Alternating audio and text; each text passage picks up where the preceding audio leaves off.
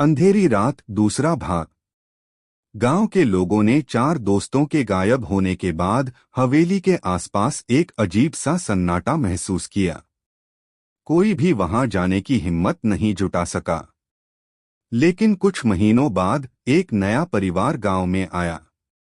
वे कहानी सुनकर उत्सुक हो गए और तय किया कि वे हवेली का सच जानेंगे।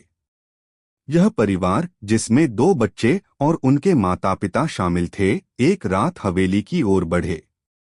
उन्होंने अपनी टॉर्च और कुछ जरूरी सामान ले लिया। हवेली के पास पहुंचते ही उन्हें ठंडी हवा का झोंका महसूस हुआ और एक अजीब सी हलचल महसूस हुई।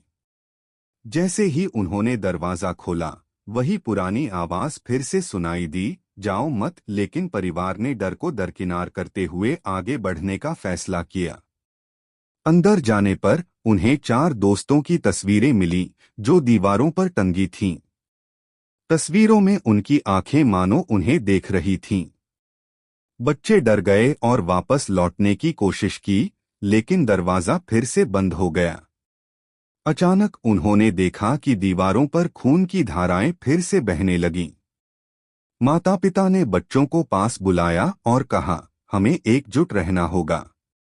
तभी अचानक वह काली छाया फिर से प्रकट हुई। इस बार वह और भी बड़ी और डरावनी लग रही थी। माता पिता ने हिम्मत जुटाई और छाया से मुकाबला करने का सोचा। उन्होंने मिलकर एक पुराने मंत्र का जाप करना शुरू किया, जो उन्होंने गांव के बुजुर्ग से सुना था। जैसे ही उन्होंने मंत्र पढ़ा, हवेली की दीवारें कांपने लगीं।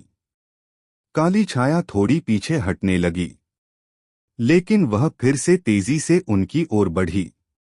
इस बार बच्चों ने भी उनकी मदद करने का फैसला किया। उन्होंने अपनी टॉर्च की रोशनी छाया पर फेंकी। अचानक रोशनी ने छाया को एक भयानक रूप में बदल दिया, जो दरअसल एक आत्मा थी, जो अपनी दुखद कहानी सुनाना चाहती थी। आत्मा ने कहा, मुझे मुक्त करो, मैं बंधी हुई हूँ। परिवार ने समझा कि यह आत्मा केवल मदद चाहती है। उन्होंने मिलकर अपनी ऊर्जा एकत्रित की और एक नया मंत्र पढ़ा।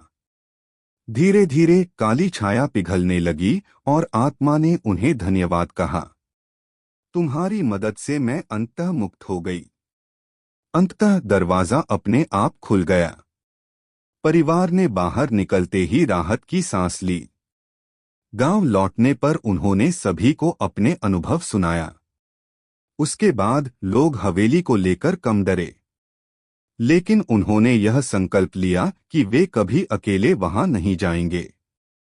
गांव में अब लोग हवेली को एक अनजाने रहस्य के रूप में